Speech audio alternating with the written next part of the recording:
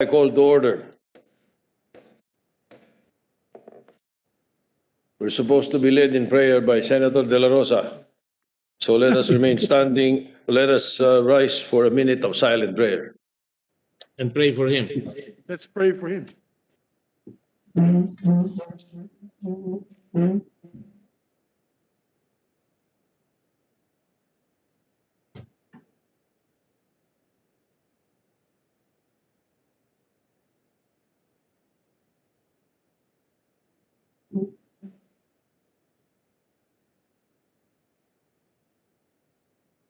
Please remain standing for the singing of the Philippine National Anthem.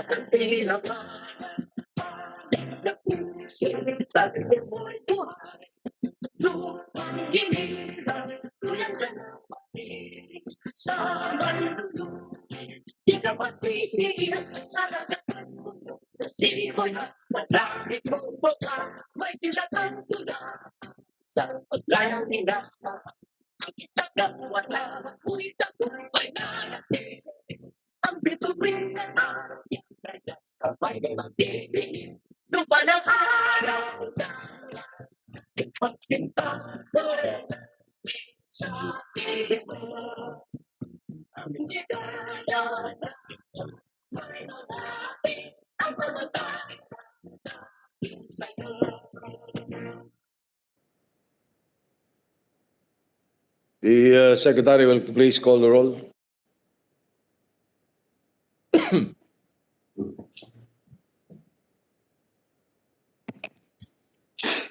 Roll call of members, the Honorable Senators. Angara. Present. Binay. Cayetano. Present. De Lima. De La Rosa. Drilon. Present. Chalian. Go. Present. Gordon. Present, Senora. Ontiveros. Present. Lacson. Lapid. Marcos. Present. Pacquiao. Present. Pangilinan.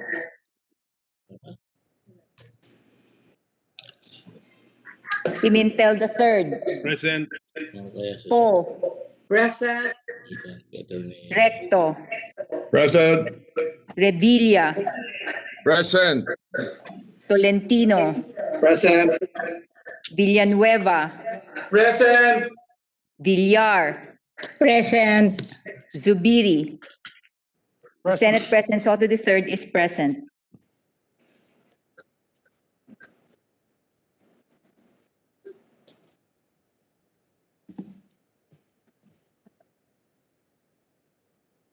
Coco. With four So, yan senators please, physically likod mo. present. Well, will you please put your microphones on mute? With 4 senators physically present and 17 senators virtually present for a total of 21, the chair declares the presence of a quorum. Majority Leader? Thank you, Mr. President. Mr. President, I move that we defer the approval of the journal of the 25th session, November 10, 11, 16, 17, 18, 19, and 20, 2020, as it's still being finalized. Mr. President, I so move. All right, any objection? Hearing none, so deferred. I noticed, Mr. President, there is less of us in the plenary today after the scare that we got last week. And we just like to put on record that we're joined together with Senator Gatchalian here. Yes, but for the record, from Friday up to the present, the entire Senate was disinfected. Everything. That's From the rooms to the hallways, to the desks, to the barriers, everything has been disinfected, and it is an ongoing thing that we do every now and then, every day, especially the room of Senator De La Rosa. It was disinfected twice. Disinfected twice.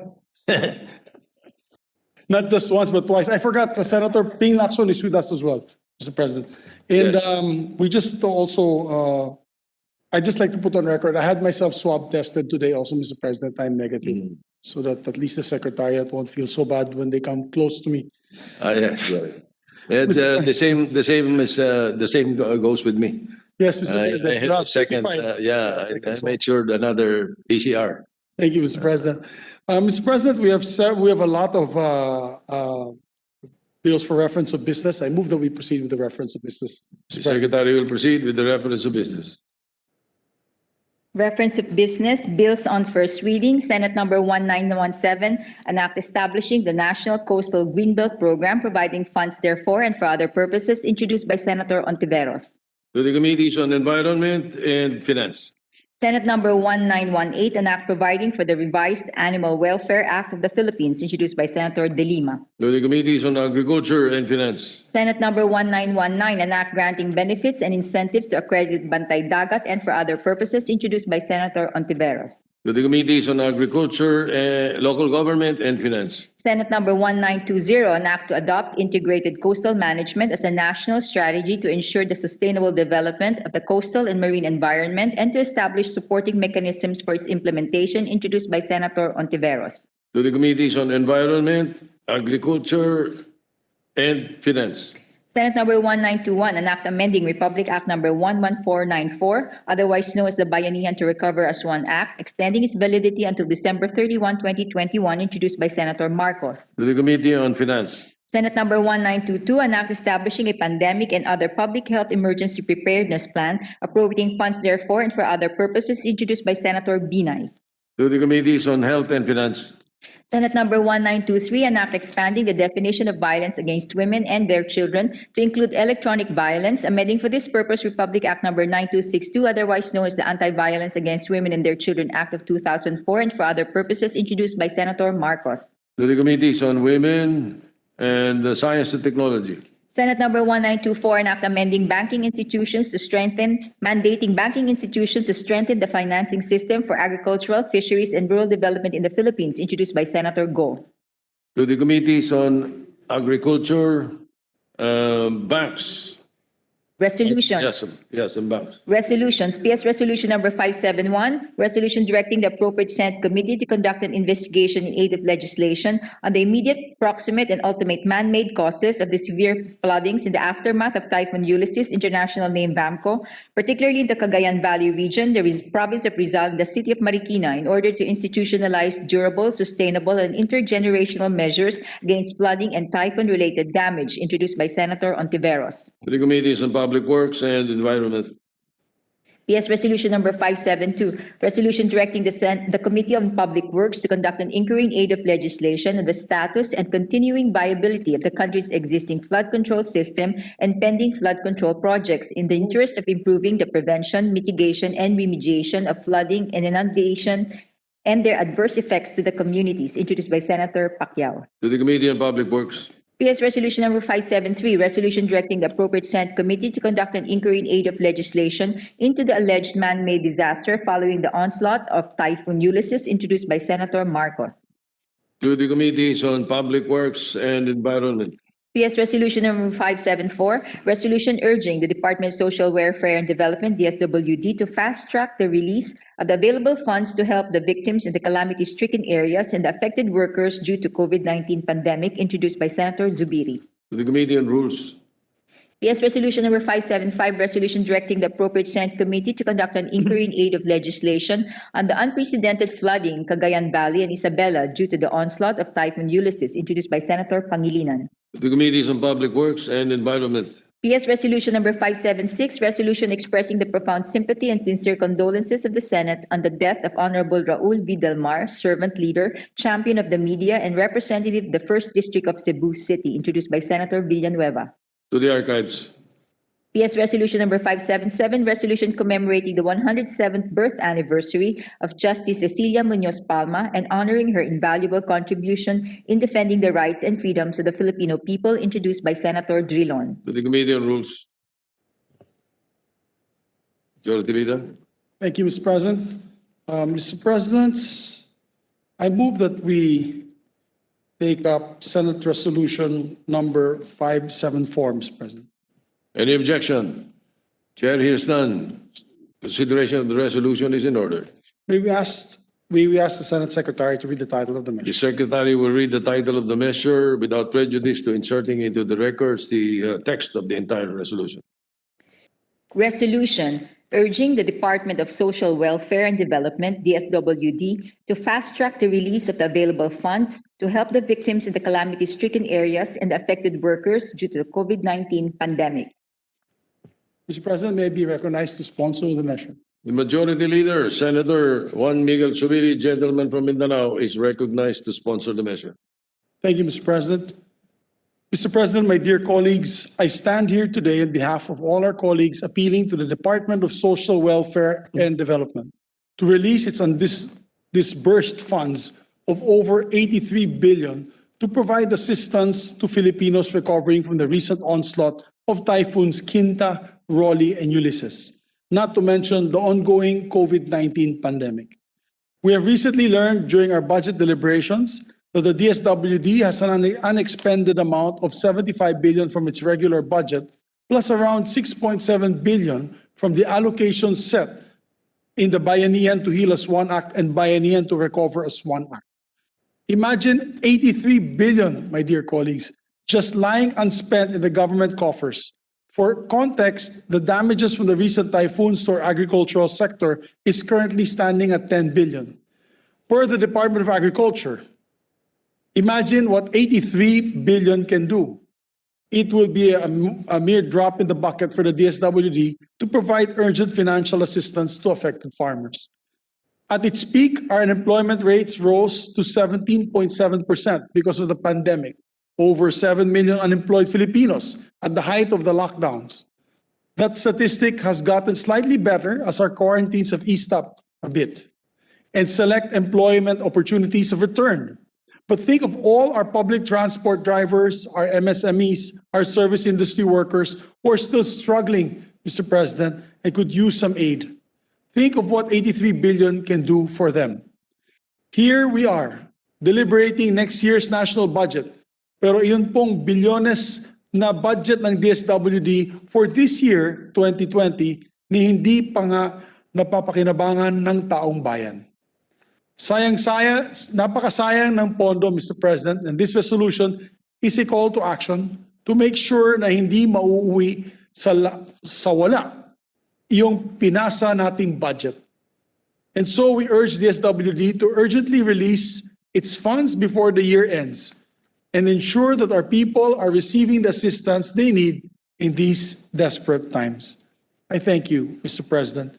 And maybe with the permission of our colleagues, since this is a resolution that we really need during these trying times, I'm sure many of our colleagues, it says here, there's a request from the Senate President as well as the Senate President Pro Temp, Senator Drilon, Senator Pangilinan, as well as Senator De Lima to be made co-authors. With the permission of the body, Mr. President, we will make all members of the Senate co-authors of the measure, Mr. President. All right, the manifestation of the Majority Leader is inserted into the records. All the members of the Senate co-authors of the measure. May I know who's... Can you ask questions, President? Senator Bongo is recognized. Mr. President, I'd like to manifest my support for the proposal Senate Resolution number 574, which is the DSWD fast track. I'm so sorry. Mr. President, Senator Bong, the voice coming out is very bad, so we'll ask them to check the reception.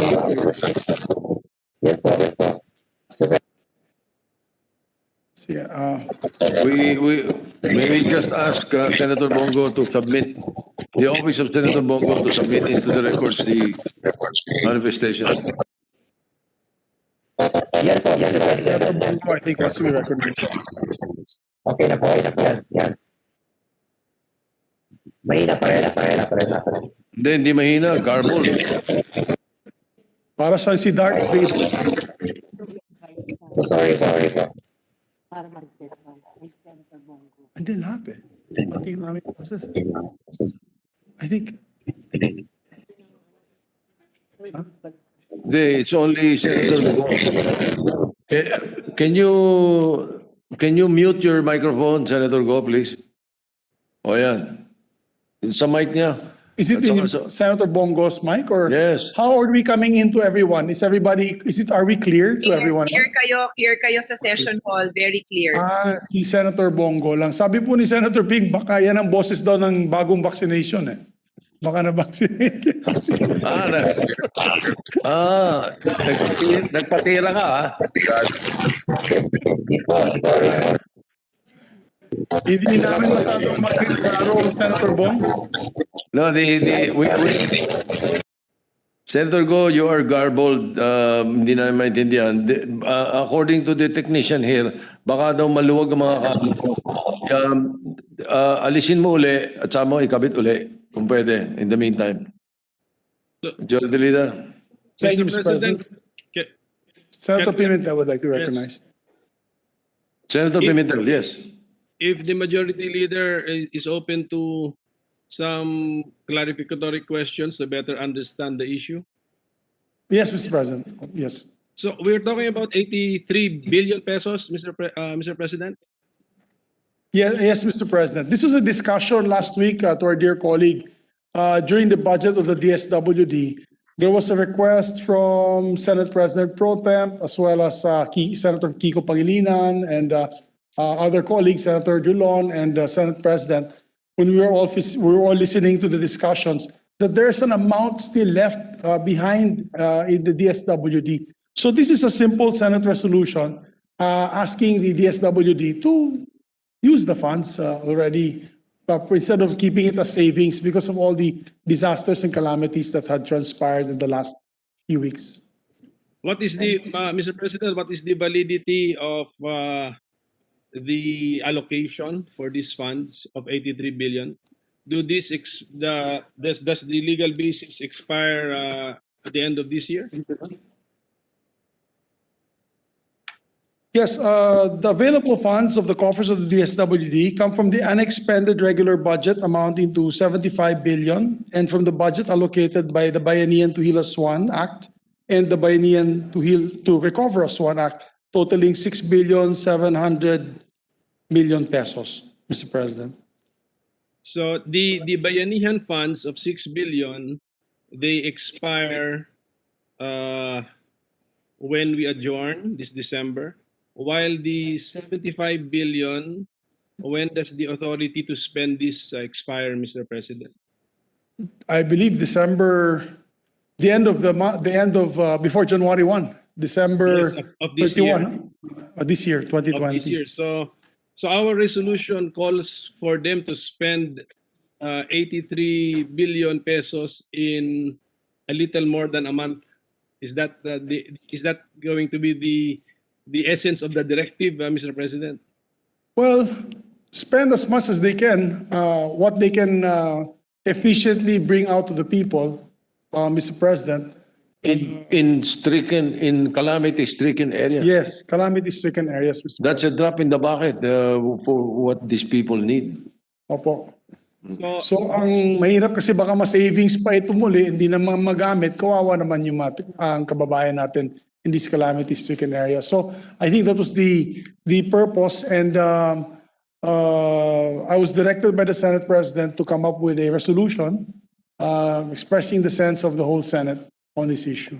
yes, Mr. President, if I remember, in the Bayanihan 1 and 2, they have sufficient flexibility there, not only to hand out, to give out cash in the form of SAP, but even goods. They can also give relief goods.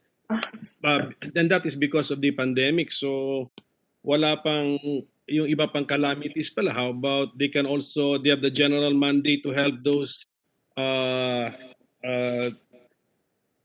help those affected by the volcanic eruption, by the typhoons.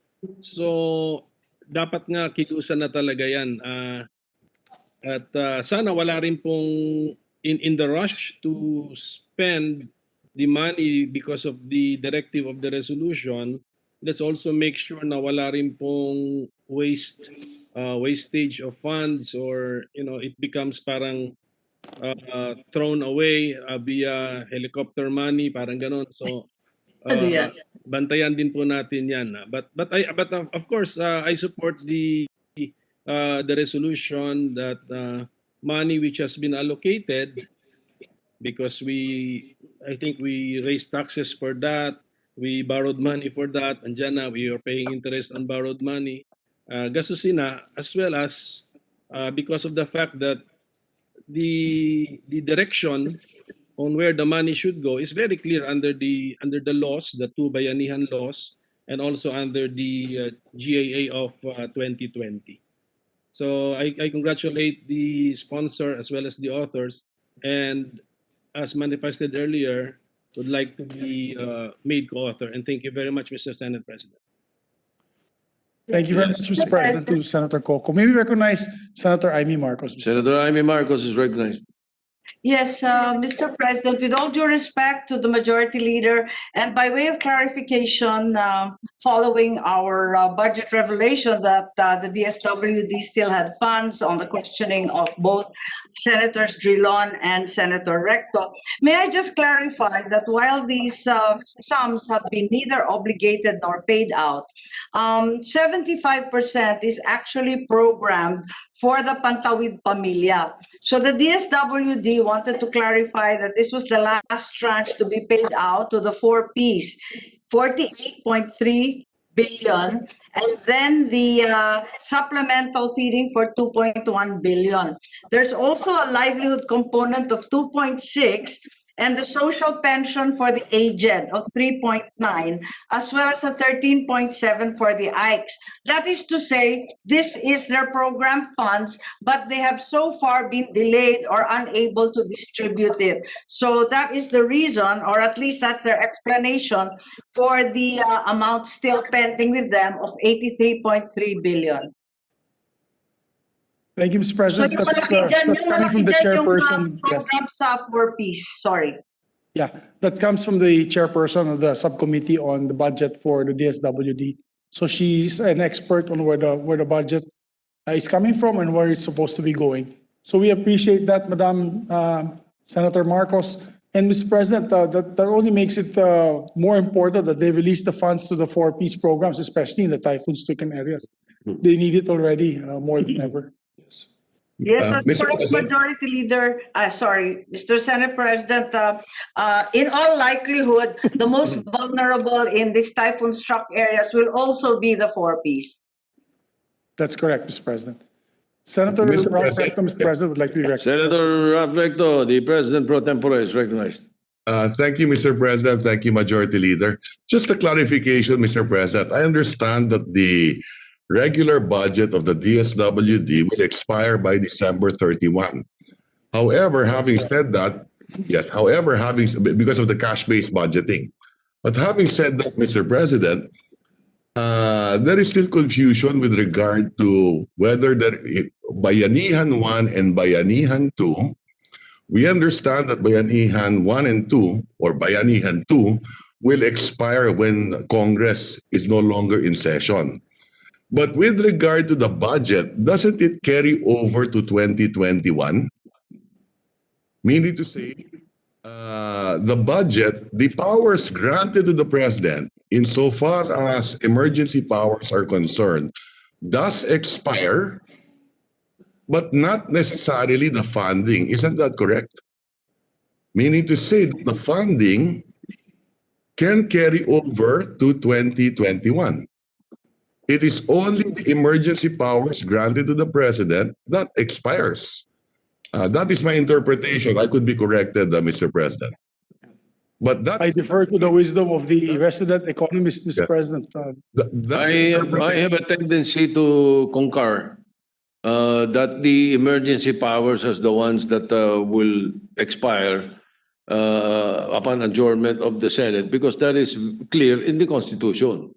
But Correct. it does not say anything about the funding that was allotted in that particular law. It's not in the emergency powers of the president. So In I fact, concur yes. with the President pro tem.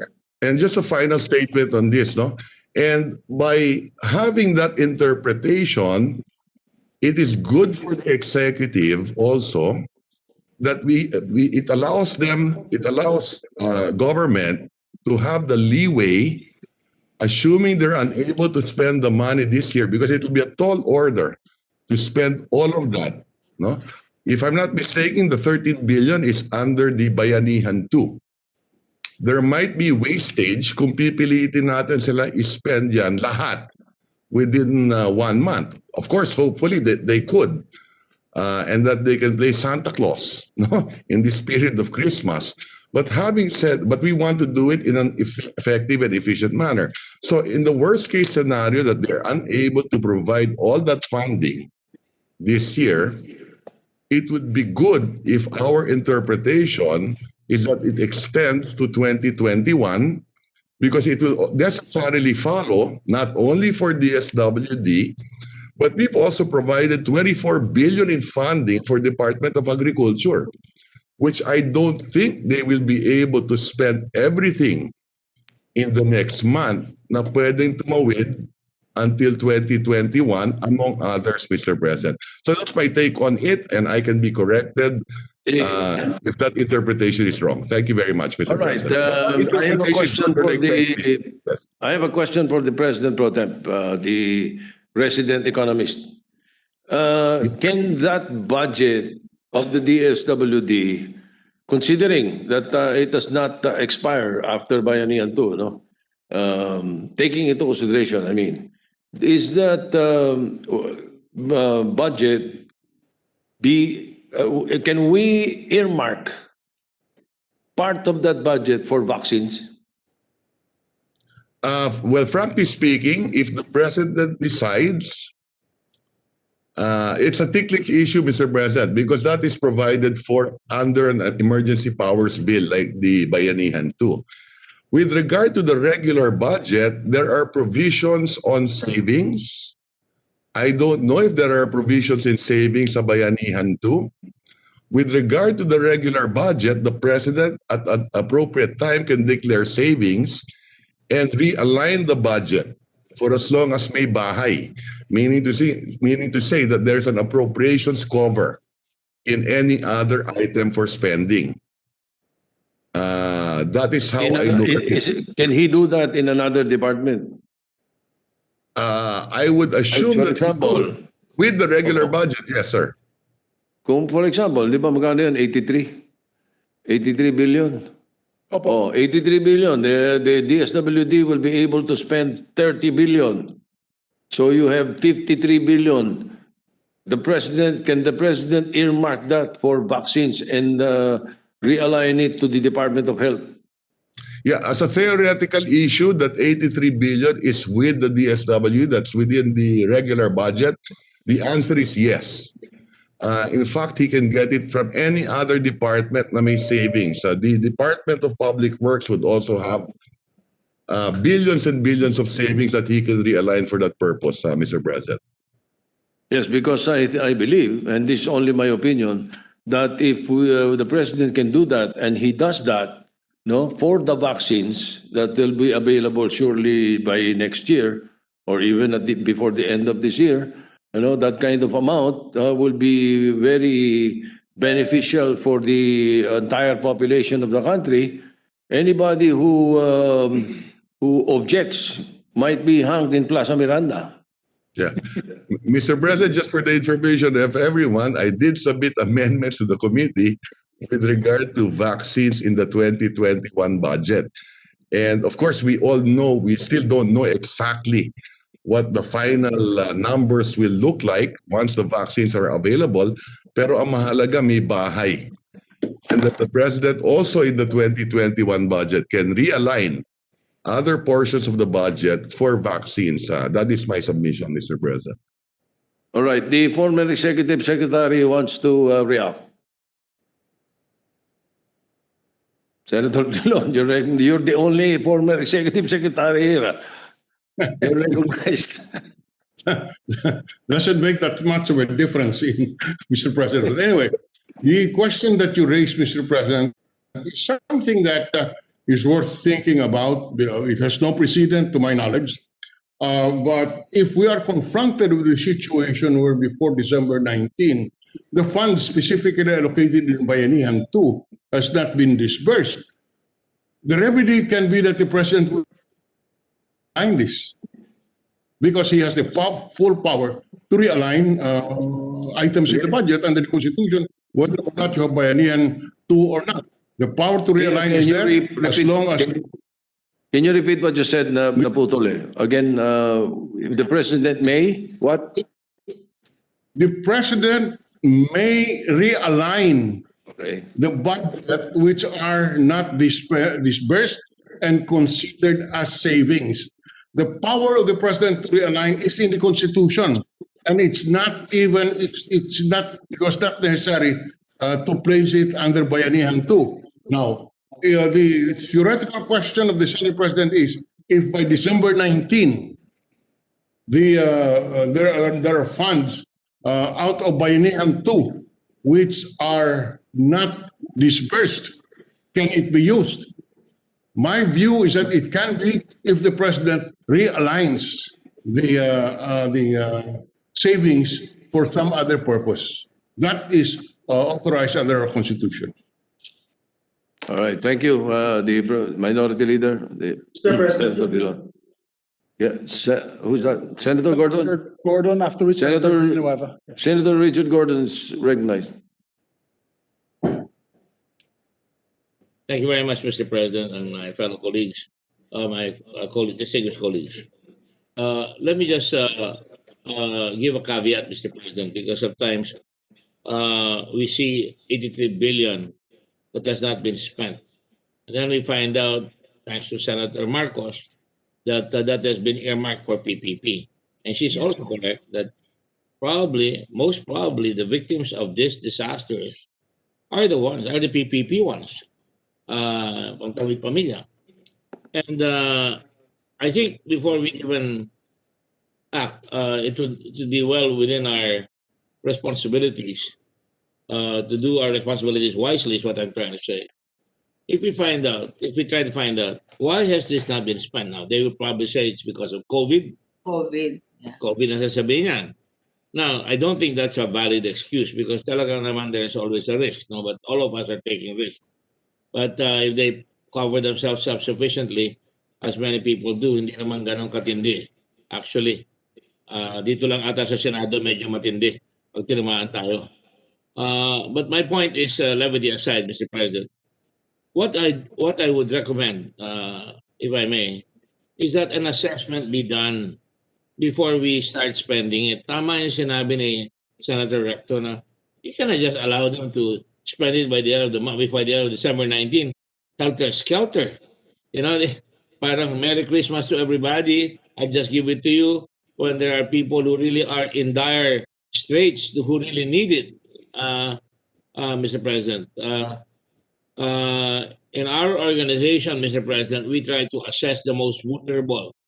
And we have volunteers who go around trying to find out, sino yan, dapat ang DSWD meron dyan. And we've been working with them as well. And for example, those without roofs, pwede lang gamitin kaagad dyan eh. Nalalagyan na kaagad ng bubong yung mga tao para hindi naman naka-expose to the elements yung mga tao. I don't mind sharing this. In fact, I shared something with Senator Villar last Friday. And now I understand PhilMec is now going to give tractors and things like that, which we were planning on doing, but we wanted to check first which areas we're going to use it for. You may have money, but if you spend it in a very haphazard manner, Mr. President, who are we helping? We're not helping anybody. And it gives people who are really greedy an excuse to try and spend this and pretend that it's being given to the poor when it's really going to their pockets. So I would tarry a little before we go ahead on this one, and perhaps a meeting with DSWD and all the agencies, including NDRMC, and ask them, what is your plan? I do that every day, Mr. President. What is their plan? Anong unahin natin? Saan talaga tinamaan? When you really come down to it, for example, in Cagayan, there are only about 6 towns that were really hit in a very, very big way. In Isabela, all the northern towns were hit in a very, very bad way. Catanduanes is severely hurt everywhere. Sumabog ang mga bahay dyan. Albay, Camarines Sur, maraming nasira sa mga coastline, yung mga bahay. So it's not difficult, not entirely impossible, that this money can be utilized in accordance with the priorities that must be set by the government, in accordance with the biennial principle, if you will, or for that matter, in accordance with humanitarian principles that I assume everybody should have in this country. That we should give it to those who really need it and deserve it. Otherwise, nagkakagulo. Pipilahan yan at kung isa magbabatuhan pa pag hindi nabigay. Kaya dapat malinaw talaga na pag-aralan natin bago natin pa-release basta-basta yung pera yan. I just want to make sure that I get my points across, Mr. President. I'm with Senator Subiris, my Vice Chairman of the Red Cross, that we spend it very, very quickly because that's the need. But I'm sure if we spend a little more time and really go ahead and take a look at those that really need it and report back to us, we can have an overview of where they're spending it. But at least we know. We don't have to intervene, but at least we know how they're spending it. I think that will be sufficient. These are times of extreme emergency, extreme hardships, Mr. President, and extreme danger to our people with COVID hounding them. Right now, the next problem, I'm sure, will be COVID for those who were in the evacuation centers. That's already beginning to rear its ugly head. And of course, the other problem is hunger. Hindi nakakatandaan natin, hindi nakakakain yung mga tao, hindi nakakapaghanap buhay yan. Nasira pa yung mga bahay nila, nasira pa yung mga blanket nila, nasira yung mga... Iyan ang mga unahin natin. So kailangan talaga merong programa ng pagdidistribute, Mr. President. Thank you very much, Mr. President. That's all I wanted to say. Thank you, Senator Gordon. Who's next, Majority Leader? Yes. Senator Villanueva is recognized. Thank you, Mr. President. Thank you, Mr. Majority Floor Leader. I just have 3 quick points I'd like to raise. One, I just wanted to spread into the records that I joined the Senate President, the Majority Leader, and the rest of our colleagues in passing, in approving right away the Senate Resolution 574. For obvious reasons, Mr. President, we have heard enough. We think that this is important. Number 2, Mr. President, I also joined the position of Senate President Pro Tempore Ralph Recto that funds should be used and extended to 2020 because, for instance, Mr. President, and I share the same position of the Senate President Pro Tempore, even if the next day, upon the approval of Bayanihan 2, TESDA will never be able to disburse the entire 1 billion funding because of the fact that it takes time for the scholarship program to materialize, Mr. President, and they can only disburse the funds only after the scholarship program. So meaning to say, Mr. President, it is impossible for them to disburse the funds. And therefore, I go to my next point, as I also agree with our minority floor leader when he mentioned about the powers granted to the president in the times of this calamity, in times of this pandemic emergency, where he can realign these funds. But my clarificatory question, Mr. President, is that, again, will it be upon disbursement of funds, or we all agree that upon the time that the funds were already obligated? Because again, I go back to the example of TESDA and other agencies, that it takes time for the funds to be disbursed, unlike with other agencies like the DSWD or other agencies. So this is my 2 cents, Mr. President, and again, I thank our colleagues for this opportunity. All right, Majority Leader. Thank you, Mr. President. Any other colleagues? With that, Mr. President, I move that we adopt Senate Resolution. I so move, Mr. President, 574. Any objection? Hearing none. PS Resolution 574 is hereby adopted. Thank you, Mr. President. Thank you. Mr. President, there's another resolution. I move that we take up and consider Senate Resolution number 577. Any objection? Hearing none. Consideration is in order. 577. Thank you, Mr. President. May I ask the Secretary to read the title of the measure? Secretary will read the title of the measure. Resolution commemorating the 107th birth anniversary of Justice Cecilia Muñoz Palma and honoring her invaluable contribution in defending the rights and freedoms of the Filipino people. Thank you, Mr. President. Mr. President, this measure was filed by our distinguished Senate Minority Floor Leader, Senator Franklin Drilon. Would you like to be recognized? I'd like to recognize Senator Drilon, Mr. President, to sponsor The Minority Leader is recognized to sponsor the measure. Thank you very much, Mr. President. And thank you very much, Mr. Majority Leader.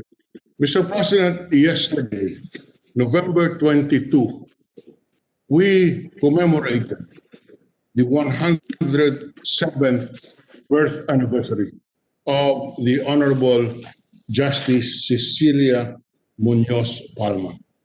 Mr. President, Justice Cecilia Muñoz Palma was the first female prosecutor of Quezon City. She was also the distinction of being the first woman to be appointed as Justice of the Supreme Court, the first female district judge for Negros Oriental, and the second lady appointed as Justice of the Court of Appeals. All these credentials and achievements was anchored on the fact that she topped the bar examinations of 1937 with a rating of 92.6%. Justice Muñoz Palma is remembered as a legal luminary who championed the truth, democracy, human rights, and freedom through her illuminating ponencias and separate opinions, and fought for the liberties of the Filipino people through landmark dissents from ruling, affirming the declaration of martial law, and condoning the flagrant abuse of power. In 1986, Justice Muñoz Palma was elected as president of the Constitutional Commission that framed a new constitution anchored on principles of democracy, sovereignty, and social justice. The 1987 Constitution, Mr. President, embodies the spirit of freedom and democracy by reestablishing a presidential system of government with three branches, the legislative, the executive, and the judicial, separate and independent of each other to ensure effective check and balance, creating the Commission on Human Rights, strengthening and expanding the bill of secure and protect the basic freedoms and liberties of our countrymen. Mr. President, the all-embracing Bill of Rights and the new structure of government established in the 1987 Constitution safeguard against the return of authoritarian rule and reaffirms the people's rights to life, liberty, and property, due process, equal protection of laws, freedom of religion, speech, the press, and peaceful assembly. Under her leadership as chairman of the Philippine Charity Sweepstakes Office from 1998 to 2000, Justice Muñoz Palma pioneered feeding programs, scholarships for indigent students, and social assistance for the less fortunate. It is the fundamental obligation I submit, Mr. President, Congress to promote the rights and liberties as in under the leadership of Justice Cecilia Muñoz Palma. It is therefore fitting that we honor the late Justice Muñoz Palma by the adoption of this resolution in commemoration of. We therefore submit to this August body the favorable consideration of the resolution, proposed resolution 577. Thank you very much, Mr. President. Thank you. The President Pro Temp wish to be a co-author of the measure. The Cecilia Munoz Palma was a close friend of my mother. I see several hands being raised, Mr. President. Together Better if we just make, Women's rights movement. yes. I see several hands, Mr. President, raised. With the permission of Senator Drilon, we may all members of this chamber, our distinguished colleagues, as co-authors and co-sponsors, Mr. President, with the permission of Senator Drilon. My pleasure, Mr. President. All right. Mr. President. We place that on record. So, So, Majority I Leader. recognize Senator Risa Ontiveros, Mr. President. Senator Ontiveros recognized. Thank you, Mr. President.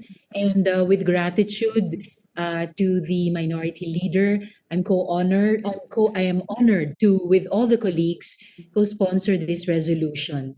May the words of the late, great Justice Cecilia Munoz Palma, my fellow scholastican, ring immortal. She said, "We shall be judged by history, not by what we want to do and can't, but by what we ought to do and don't." Mabuhay po kayo, Cecilia Munoz Palma. Maraming salamat po, Minority Leader. Maraming salamat po, Mr. President. Thank you, Mr. President. With that, I move that we adopt PS Resolution number 577. I so move, Mr. President. Any objection? Chair hears none. PS Resolution 577 is hereby adopted. Thank you, Mr. President.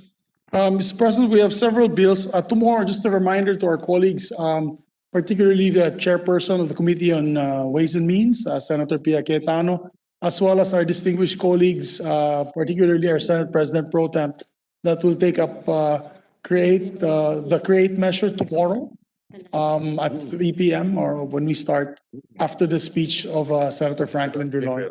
I hope it's okay with the team.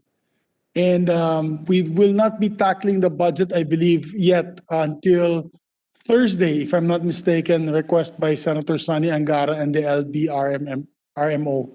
And I'd just like to ask Senator Angara if that is correct, Mr. President. Thursday. Could we do it Thursday morning, sir? At 10, so that we're done already by the afternoon? Kaya ng lahat ng mga lahat ng mga kasamahan natin, Mr. President, will be done by Thursday. So that's a thumbs up, Senator Sonny, so because we'll schedule for Thursday. Thank you very much, gentlemen, ladies. With that, we move to sponsorships, Mr. President, of measures. I move that we transfer from the calendar of ordinary business to special order Senate Bill number 1907. 1907, that's correct, Mr. President. Any objection? Hearing none, so transferred. Mr. President, I move that we take up and consider Senate Bill number 1907. Any objection? Hearing none, consideration is in order. We ask the Secretary to read the title of the measure. The Secretary will read the title of the measure.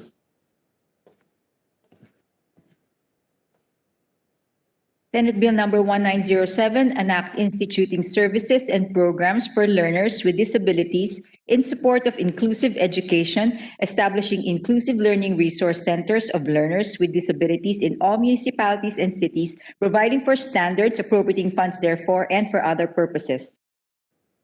Mr. President, may we recognize our distinguished colleague, the chairperson of the Committee on Basic Education, no other than Senator Sherwin Gatchalian, to sponsor the measure. Senator Sherwin Gatchalian, Chairman of the Committee on Basic Education, is recognized. Thank you, Mr. Chairman. Thank you, Mr. President. Magandang hapon po sa lahat. Mr. President, last month we observed the first ever virtual school opening for some 25 million Filipino learners enrolled in the basic education system, including 22.6 million enrolled in DepEd schools. For school year 2019-20, 2020, around 2% of learners enrolled in DepEd schools were learners with disabilities. They are the learners enrolled in the general basic education system who require additional support and adaptive pedagogic methods due to their long-term physical, mental, intellectual, or sensory impairments. data from DepEd shows that the most prevalent impairments of learners with disability enrolled in the schools are in the following order: difficulty in remembering, concentrating, paying attention, difficulty in seeing, difficulty in applying knowledge, intellectual disability, hearing impairment, autism spectrum disorder, learning disability, and difficulty in communicating. We must note, Mr. President, that while an estimated 439,700 learners with disabilities enrolled in DepEd schools in the previous school year, there are many more who have not. A conservative estimate based on data from the Department of Education indicates that there may be more than 544,000 children with disabilities in the Philippines. Meanwhile, a more aggressive estimate from PhilHealth cites the number of Filipino children living with disabilities to be more than 5 million. Either way, the data imply that a significant portion of school-age children with disabilities either are not enrolled in the formal basic education system or are enrolled as regular students without receiving the specialized care and support they require as learners with disabilities. Thus, it appears that the right to education of Filipino learners with disabilities has been impaired by the exclusive and inequitable status quo in the country's basic education system. Ang gusto po nating mangyari, Ginoong Pangulo, ay matugunan ang pangangailangan ng ating mga learners with disabilities para hindi sila mapilitang mag-drop out at mahikayat ang mas marami pa sa kanila na pumasok sa eskwela. Bago pa man magkaroon ng COVID-19 sa bansa, malaki-laki na rin ang bilang ng mga mag-aaral na may kapansanan na hindi nakakapasok sa eskwelahan. Ayon sa mga mag-aaral, ang problemang pinansyal at kakulangan ng access sa special education o SPED centers ang mga pangunahing dahilan kung bakit hindi nakakapag-aral ang marami tulad nila.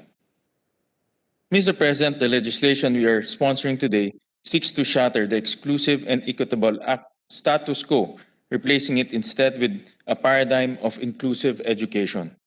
In essence, inclusive education refers to a process of addressing and responding to the diversity of needs of learners by moving towards the end goal of full participation, presence, and achievement in learning, cultures, and communities.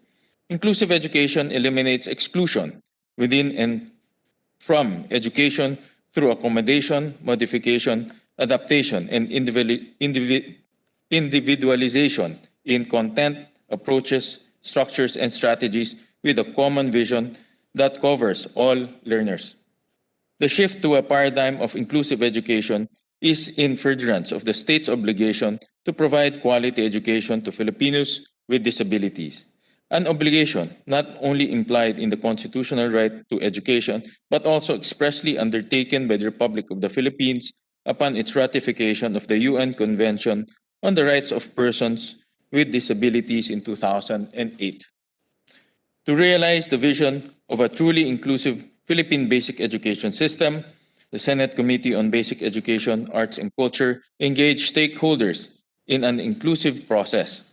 The committee owes a great debt of gratitude to the stakeholders who diligently participated in 2 public hearings and 10 technical working groups to craft and fine-tune the present legislation.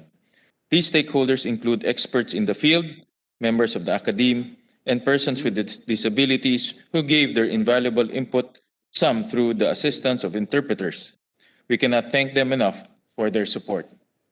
Mr. President, the product of this lengthy but worthwhile legislative process is the bill entitled Instituting Services and Programs for Learners with Disabilities in Support of Inclusive Education Act, which I am proud to sponsor today. This bill seeks to approve learners with disabilities access to general formal education system by providing support services and programs to cater their special needs. The end goal of these learners with disabilities to enjoy full participation in the general education system, thus preparing them for adult living and community life as full-fledged members of Philippine society. As such, the inclusion policy for learners with disabilities in public and private schools, stated in Section 5 of this bill, expressly prohibits the denial of admission or inclusion of any learner with disability in any public or private basic education school.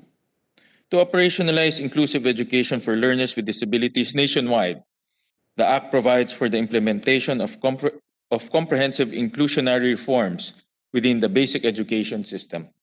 Aside from the allocation of significant budgetary and human capital resources, this bill will also institutionalize innovative programs to identify learners with disabilities, assess their unique needs, and provide quality services to address these needs and help them succeed within the framework of the formal education system.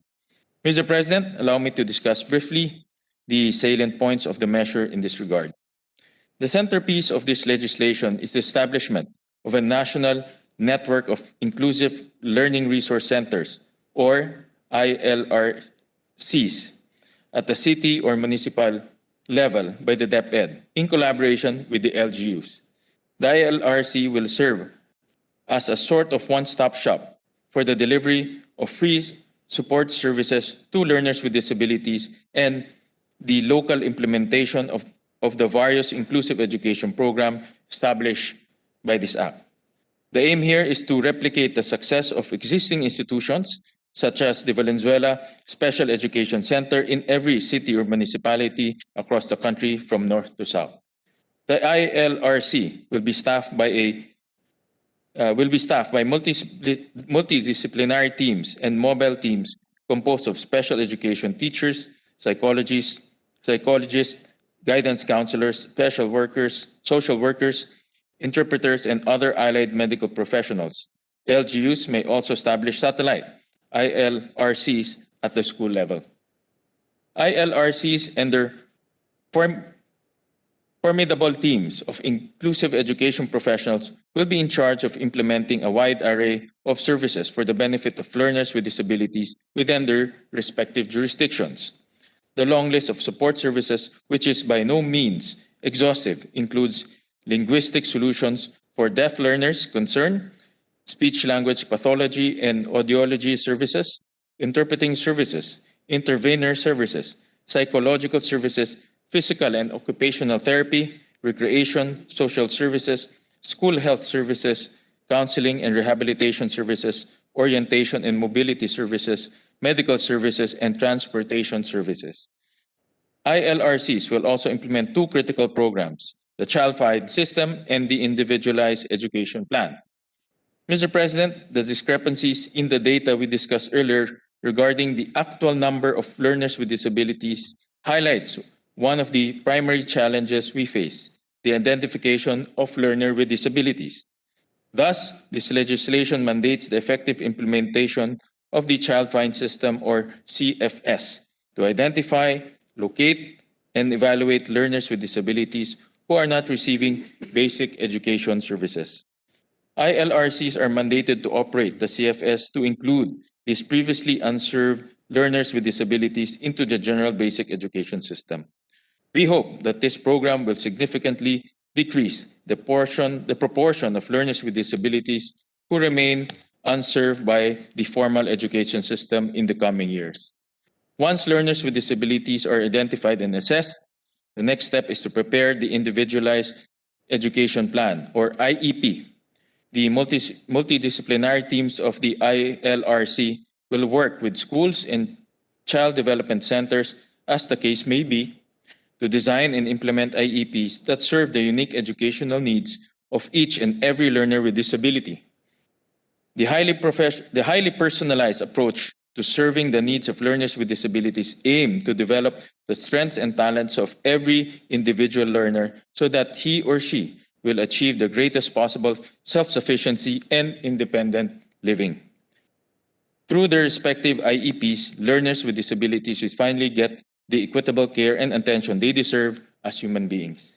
Sa madaling salita, Mr. President, tutulungan din natin silang palakasin ang kanilang kumpiyansa sa sarili para maipamalas ang kanilang mga kakayahan at sa iba't ibang larangan. This bill also seeks to reorganize the Department of Education to better serve the needs of the inclusive education community. For one, the bill creates the Bureau of Inclusive Education, or BIE, for the purpose of policy integration, harmonization, and coordination. One of the first tasks of the BIE will be to develop and maintain the Learner with Disability Information System in coordination with the Department of Information and Communications Technology. This secure system will hold all relevant information of learners with disability, as well as all data concerning the implementation of this act. In addition, this bill also mandates the formation of an advisory council for education of learners with disabilities. The advisory council shall be composed of representatives from various organizations of persons with disabilities and a representative from the academe. The council will collaborate directly with the Secretary of Education and the department and the DepEd bureaucracy, thus fostering an inclusive approach to policy formulation, research, and evaluation by engaging directly with the most important stakeholders. It should be noted, Mr. President, that the extensive rights provided to learners with disabilities under this Act are not mere written niceties. Section 23 of the bill mandates the DepEd to impose procedural safeguards for the rights under this Act. Any complaint filed by learners with disabilities, their parents, guardians, caregivers, or other family members for the enforcement and protection of the rights under the Act must be immediately acted upon and resolved within 30 days upon receipt of the complaint. Mr. President, over the past few years, we have legislated key reforms aimed at expanding access to education for the poor and other marginalized sectors. Having been involved in many of those initiatives, Mr. President, I can say that this bill, instituting services and programs for learners with disabilities in support of inclusive education, may be the most crucial of them all. Can we really claim to offer free universal access to basic education when the status quo of our education system effectively denies access to persons with disabilities, the most vulnerable among the vulnerable? Sa pagpapatuloy ng edukasyon sa gitna ng krisis ng ating kinakaharap, lalong dapat nating tutukan ang mga mag-aaral na may kapansanan at siguraduhin hindi sila maiiwanan. Kailangan patuloy silang magbigyan ng dekalidad na edukasyon, kasama na ang mga serbisyo para sa kanilang kapakanan at kalusugan tungo sa kanilang kinabukasan. The exclusive character of the Philippine basic education system is a great injustice to learners with disabilities. It is time for us to demolish that inequitable status quo and build an exclusive paradigm in this place. As such, Mr. President, distinguished colleagues, I join the esteemed co-authors of this measure, Senators Lapid, Senator Cayetano, Senator Angara, Senator Villar, Senator Villanueva, Senator Revilla, Senator Zubiri, and Senator Binay, in humbly soliciting the support of this chamber for the swift passage of this landmark education legislation. Thank you, Mr. President. Thank you, Mr. President. May we recognize, we have several colleagues who want to deliver their co-sponsorship speeches, starting with the Vice Chair of the committee, Senator Joel Villanueva, after which will be Senator Bong Revilla, Senator Nancy Binay, Senator Bongo, Senator Pia Cayetano, Senator Lapid, Senator Angara, and Senator Zubiri. Senator Joel Villanueva is recognized. Thank you, Mr. President. Thank you, Mr. Majority Floor Leader. Mr. President and esteemed colleagues, it is my honor to co-sponsor Senate Bill number 1907, entitled Instituting Services and Programs for Learners with Disabilities in Support of Inclusive Education Act, under Committee Report number 134, introduced by the Senate Committee on Education, Arts, and Culture, chaired by our very hardworking colleague and seatmate and a teacher at heart, Senator Win Gatchalian. We'd also like to thank the good chairman for considering our bill, Senate Bill number 345, or the Inclusive Education for Children and Youth with Special Needs Act, as one of the 10 Senate bills that were considered in drafting the committee report. Mr. President, distinguished colleagues, special education, or SPED, has become a buzzword in education, but it remains a difficult topic. That's why we need this bill, first and foremost, to address the conceptual confusion and to provide an overarching legal framework for our teachers or students with disabilities. Meeting the needs of SPED has been a challenge long before the coronavirus pandemic. The COVID-19 has demonstrated and put to the front the inequality and disadvantage that has always existed in education in general and special education in particular. That's why we applaud our SPED teachers who never get tired of implementing printed modules and even following up their students via text, call, chat, and web conferences. I've learned, Mr. President, that some of our schools division offices or SDOs in Central Luzon even created TV episodes for children with special needs. I've also heard stories that teachers in self-contained SPED classes have modified the modules to individualize their approach. Sa madali pong salita, Ginoong Pangulo, doble trabaho po sa marami nating mga guro dahil mula sa regular na mga modules, kailangan i-simplify ang language at format, gayon din ang delivery at flow ng content, depende po sa pangangailangan ng mga bata na nakasaad sa kanilang IEP o Individual Education Plan. I remember, Mr. President, teacher Algie Huridico, a SPED teacher in Apalit, Pampanga, and I shared it with Senator Lito Lapid. He shared with us his experience of having a student with mild autism. Even though he provides the child with the same period or printed modules, Mr. President, he is forced to spend extra time just to give some accommodation and supplementary activities. It's a blessing, of course, Mr. President, the teacher Algie has a special training on SPED. But in most cases, Mr. President, schools have not fully embraced the idea of inclusion. Ngayon po, at noong bago magkaroon ng pandemya, may ilang mga magulang na nag-eenganyong kumuha ng tutor para sa kanilang anak na may special needs. Subalit, alam naman po natin hindi lahat ng mga magulang ay may kakayahang magbayad ng tutor or caregiver. Mr. President, this bill seeks for genuine inclusion of our schools by making explicit the rights of students who require special education services. Naniniwala po tayo na kailangan ng panukalang batas na ito para mabigyang daan ang training at hiring ng mas maraming SPED teachers sa DepEd at mabago rin po yung kalakaran sa pagpapatayo ng mga SPED centers. Marami po kasi, Mr. President, na eskwelahan na nagtatayo ng SPED center kahit hindi naman malinaw sa kanila ang layunin ng SPED program. Ang resulta, wala pong sapat na mekanismo para ma-identify o tukuyin man lang ang mga batang may espesyal na pangangailangan. Wala pong sapat na mga learning resource centers at higit sa lahat, wala pong mga SPED teachers na may special training at capability.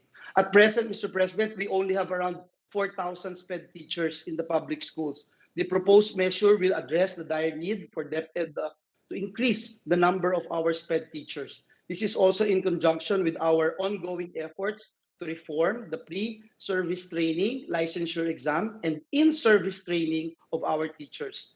Mr. President, we do not have enough teacher training for elementary and secondary teachers during undergraduate years to equip them with the skills to cater to students with special needs in mainstream settings. Some only get SPED electives, Mr. President, while others don't even encounter SPED in college. The PRC does not even have an exam for teachers majoring in SPED.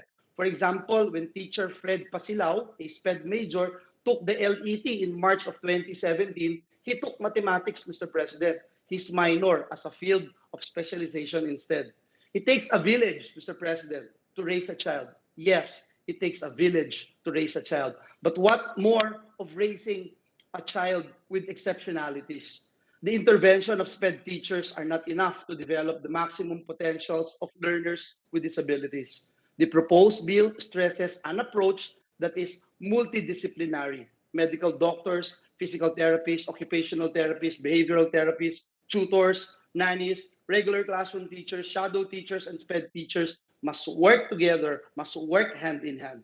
Above all reasons, Mr. President, and the purposes, the bill seeks to break the culture of PT for learners with disabilities. It can be done through a whole of community approach to providing quality education, specially tailored for children and youth with special needs. Kasabay nga po ng iba't ibang mga okasyon para sa ating mga kababayan na may kapansanan, katulad na lang po noong National ADHD Awareness Week. This is the third week of October.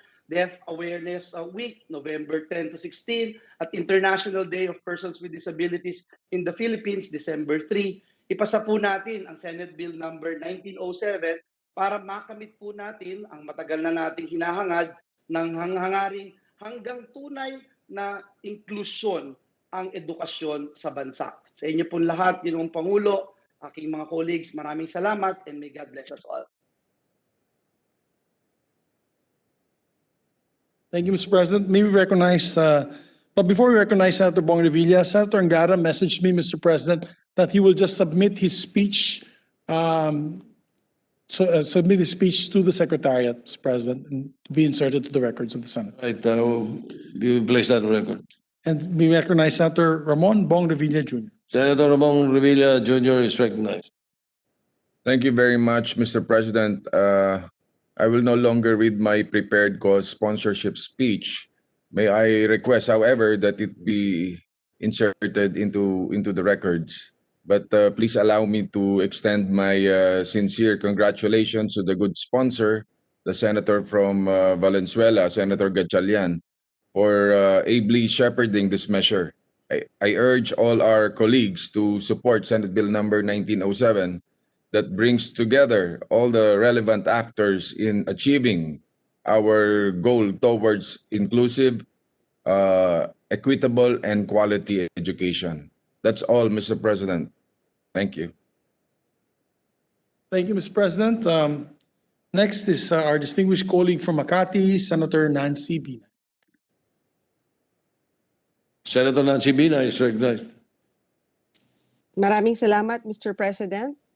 Mr. President, I rise today to co-sponsor Senate Bill 1907, or the Instituting Services and Programs for Learners with Disabilities in Support of Inclusive Education Act.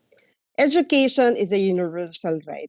Sadly, however, while we have made strides in ensuring that government provides free education to our people, there continue to exist gaps that so far remain unaddressed. Senate Bill number 1907 seeks to address one of those gaps. Authorities estimate that 1 out of 7, or around 5.1 million Filipino children, have disabilities. Yet children with disabilities have limited access to public education because presently our public schools do not have the accessibility features necessary to accommodate their needs, besides having to contend with environmental and attitudinal factors. Moreover, according to the Department of Education, only 2% of these more than 5 million children with special needs are getting government assistance, while 97% of children with special needs aged 7 to 12 are not in school. DepEd data also show that there are 14,000 regular schools that cater to special education students and separate SPED centers nationwide. These are ill-equipped though, especially as we only have 4,000 SPED teachers in the country to cater to around 231,631 self-contained learners with disabilities, or those who are not part of regular classrooms. Meanwhile, due to the lack of tools for proper identification, assessment, and diagnosis, and as environmental, cultural, and attitudinal factors remain unaddressed, children with disabilities are at risk of exposure to traumatic incidents such as discrimination and taunting. A study by Save the Children Philippines also identified some of the constraints that prevent teachers from effectively teaching children with disabilities, which include teachers' lack of knowledge or proficiency in sign language, appropriate student group size, poor classroom management manifested through inadequate pacing, inadequate use of materials, lack of instructional dialogue, absence of safe learning environments for children with disabilities, and insufficient budget for inclusive education. Mr. President, if we are to guarantee the right of all children to have access to quality education, we must address the barriers that prevent disabled children, particularly those coming from low-income families, from gaining meaningful learning experiences in school. Children with disabilities, like every other children, deserve quality education to give them every fighting chance as they strive for a better quality of life when they grow older. I believe in the potential of this proposed measure in laying the groundwork for an inclusive educational system that caters to the needs of all children. The process will not be straightforward and will definitely incur some cost. Nonetheless, this is a hard road that must be taken to ensure that we give every disabled child the chance to live a meaningful and empowered life. It is within our mandate to finally institutionalize programs and services that will make learning for children with disabilities more meaningful. By supporting the passage of Senate Bill 1907, we are strengthening the core of what inclusive education should be. To my esteemed colleagues, I appeal that we pass this measure and let us not hesitate in showing our support for our learners with disabilities. Muli, maraming salamat po. Majority Leader. Thank you, Mr. President. Mr. President, we recognize Senator Christopher Bongo. Senator Christopher Bongo is recognized. Sponsorship, Mr. President. Mr. President, please allow me to make off record my support for Yes. this measure. Please proceed. Education is a constitutionally enshrined right which the state must protect and promote. Thus, ensuring education for all should be a top priority. For this to be achieved, it is vital that opportunities to learn and receive quality education are accessible to all those who desire. This bill seeks to just that by providing learners with disabilities free and appropriate education and support services and programs that are hinged on their specific needs. We must aim to make education not only inclusive but responsive as well. I commend the good sponsor for pushing this measure. I would like to request that I be made co-author of the same. Maraming salamat, Mr. President. Thank you. Majority Leader. Thank you, Mr. President. Mr. President, we recognize Senator Pia Cayetano, please. Response to the Senator Pia Cayetano is recognized. Thank you, Mr. President. Mr. President, dear colleagues, it is my honor to co-sponsor this measure. I filed my first version of this bill as chair of the Senate Committee on Education, Arts, and Culture back in the 16th Congress. It was developed with the assistance of the Advisory Council for the Education of Children and Youth with Disabilities, a body organized by the Department of Education in collaboration with disability sector and stakeholders representatives. But, dear colleagues, I was drawn to this bill and realized its importance because I have a special child. His name is Gabriel Rene Cayetano. Many of the pictures that our colleagues shared are required for courtesy that their faces are not shown. But I would like you to meet my son. This is Gabriel, who was born in the year 2000. My father was actually a senator at that time. Gabriel would be considered, he would fall on many of the categories that His Honor Senator Gatchalian listed. He would have been a learner with hearing impairment, a learner with visual impairment. He would have been a learner with mobility problems, and he would have also been a learner with severe health conditions. He had a hole in his heart. He had tumors in his kidney. And as you can see, he would have had a speech impairment as well because he has a cleft lip. He had a cleft lip and palate. And meron pa. I tend to forget how long the list of his disabilities are. He would have also had a learning disability in terms of his intellectual, his ability to comprehend and to communicate, Mr. President, because the condition my son had is called trisomy 13. It is also a rare disease, and it is considered a rare disease. It is part of the laws that we also have right now to support children with rare diseases. And only 1 in 20,000 survive past their first year. So while my son was fighting for his life, I had the chance to contemplate on what his future would be. And I had hoped that he would defy the norm. And during his first few months, it did appear that he would survive. His pediatricians and doctors told me that he was already surviving. Sorry, when I said that only 1 in 20,000 passed their first year, that was wrong. 1 in 20,000 passed 1 month. So in this picture, my son is probably already 3 or 4 months, and he was already defying the odds. So as a mother, already at the time, I had 2 older children, 2 daughters. I was already contemplating that if God would give him more years, what kind of education do I have to prepare for him? If you can see in the background, and I will show you a third picture, I already surrounded him with whatever learning tools can be used by an infant, and that was music, that was visual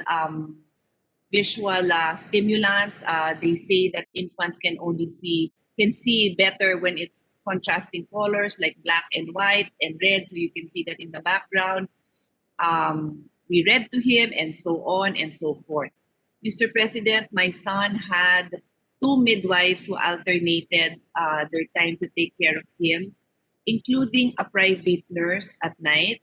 And this is while he lived in the neonatal intensive care unit in Makati Med for 5 months. And then he was strong enough to move out and stay in his own private room. And that's when we need the full-time staff, because unlike the intensive care, there also had nurses who were around the clock there. Mr. President, I know how difficult it is to look after the health of your child when your child is sick. I know how it is to look after the needs of your child who has a learning disability, and it is a Herculean task. And I could not have survived without the love and support of my family and the professionals that were there to help us. Which brings me to the bill on hand. Obviously, I am of full support, Mr. President, but again, it is a Herculean task. If you look at the budget of education, as our chairperson of the Committee on Higher Ed and the Committee on Basic Education has pointed out, and it's also pointed out by Her Honor Senator Nancy Binay, we don't have enough personnel. Even for those children without learning disabilities, our classrooms are still full. Can you imagine a 40-student classroom, 40 students, grade 6 years old, 7 years old, 8 years old, and then the teacher would be asked to take in a child with special needs who has a disability. Yes, it is that right of that child, but it is also the right of the child to be assisted in their integration. And unless we are ready and prepared to pour in the funds for this, Mr. President, I know that our teachers already have their hands full as it is. So what I will ask our dear colleagues is to really sit down with our chairman on the Committee on Education and myself as the vice chairman for the Committee on Finance, and really see how much we are really willing to pour into this. Because during the deliberations, in as much as I fully support the rights of these children to integrate, to have playmates, to attend school with their friends, with kids their age, I don't know how one teacher would handle that. My mother is a teacher. I grew up in her classroom. I know what it is like, and it is not an easy task. So, pag ginawa natin to, buhusan naman natin ito ng suporta, because otherwise, it's a disservice to the parents who would be hoping that their child will be able to learn, their child would be able to integrate. My son would never be able to integrate. He would have never walked. He would have never talked. I don't even know if he would recognize his classmates because until he passed away, I do not know if he recognized me. So that is the different spectrums of disabilities, Mr. President.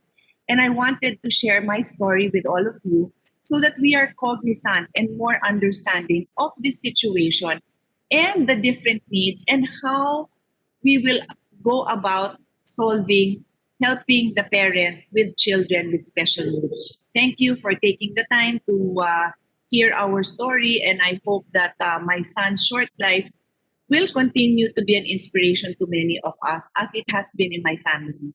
We formed a foundation in his memory. It's called Gabriel Symphony Foundation, wherein we have for almost the last 20 years. My son, by the way, would be 20 years old by in about 2 weeks on December 4. We hope that we are able to continue to support children with disabilities and raise awareness among other people, among other families who have other children who can become friends, who will become classmates of these children with special needs. Thank you, Mr. President. Majority Leader. very Mr. much. President, I want to make a manifestation. Senator Cynthia Villar. Okay. Thank you, Mr. President. When I was a congresswoman of Las Piñas, I built a SPED school in Las Piñas City to enable the families who cannot afford to go to a private SPED school to send their children to school. And I believe every town and city should have a SPED school. That's why I am very supportive of the bill, Senate Bill now 1907 to be passed in the Senate. Thank you very much. Thank you, Mr. President. Mr. President, may we recognize Senator Lito Lapid as well to co-sponsor. Senator Lito Lapid is recognized. I'm sorry, he just, he sent a note to me that he would just insert into the records his written speech, Mr. President. All right. He's So online. inserted. I'd like to recognize him as well. Okay lang, Mr. President. Sino? Mr. President, Senator Mr. Lapid. President, Mr. President, Senator Lito Lapid, go ahead. maraming salamat po.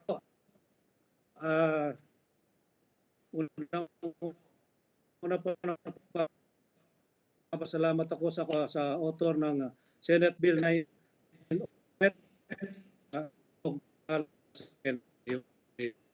Napakaganda ng panukal ito. Ano na kasama sa mga kagulto. Yung po, yung nasabi ko, yung sponsorship, isa na lang. Hindi maganda yung ano. Mr. President, maybe we can request, hindi maganda yung connection ni Senator Okay na? Lapid, Mr. President. Okay po, mas okay na. Yan, okay, go ahead.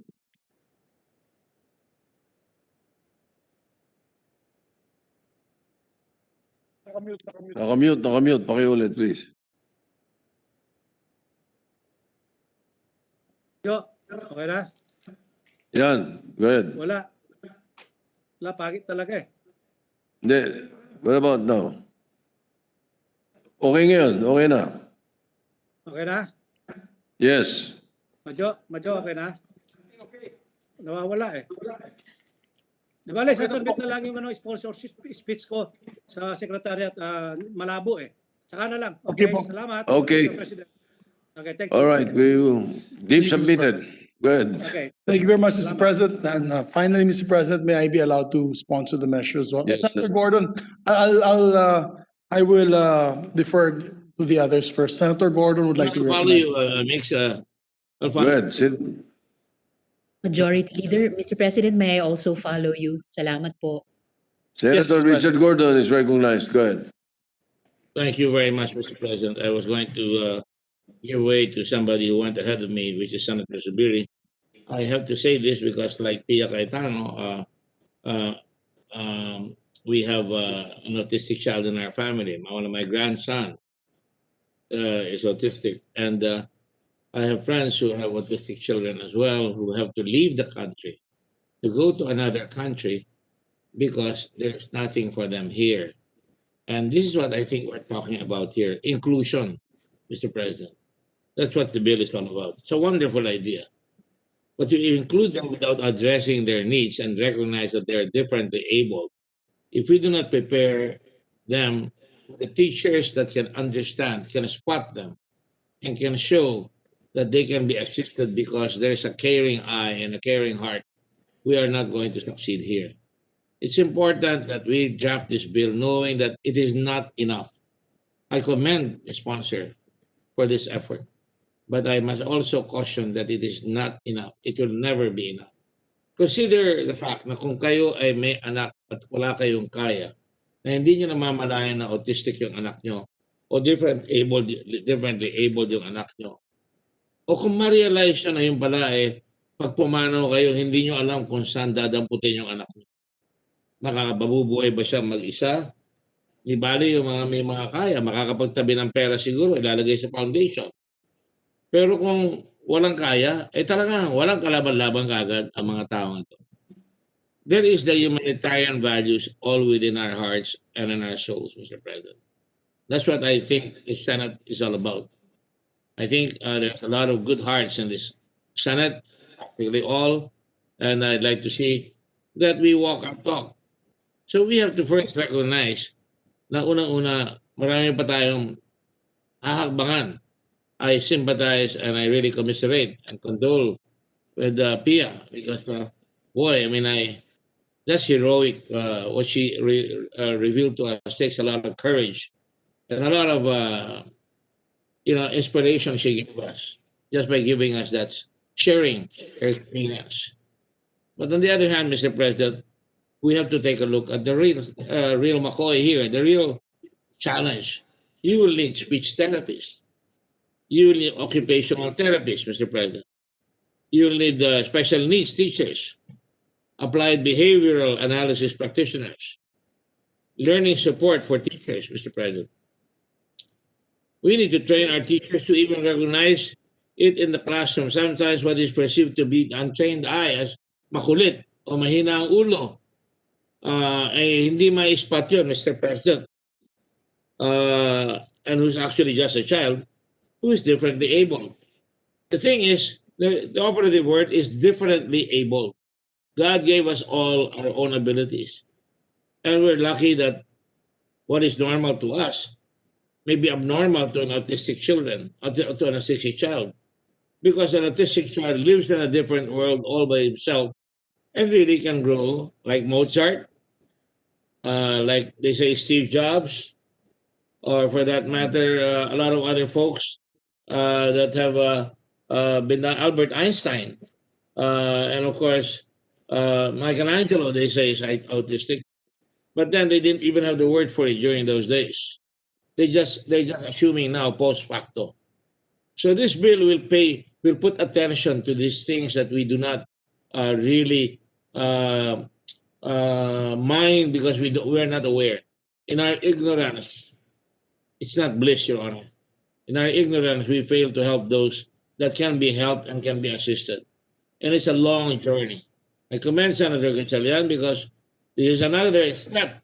When we were mayors of Olongapo, my wife and I, we set up that special learning school. I thought it was never enough. I sometimes think that we pour in so many things in our educational system that it becomes really civil minimum. Now, we do not have enough to be able to concentrate on certain things that we can win. At bahala na si Batman, bigyan na natin lahat para lahat kahit paano natutulungan. But the idea really is to train a new set of teachers in this day and age, which is perhaps affected by the food that we eat. That's why we have, or for that matter, people who get married late and they don't realize that maybe they will have some children that will have a problem, Mr. President. And that even the parents need help, Mr. President, because it's hell to really think about what the future brings to the children that they have raised. And I've seen love, Mr. President, like Pia. Tremendous love, unconditional love. Love that encourages and inspires. And I've seen that with my daughter. I've seen that with many others who have this people who are not included as yet because we do not know what we're facing.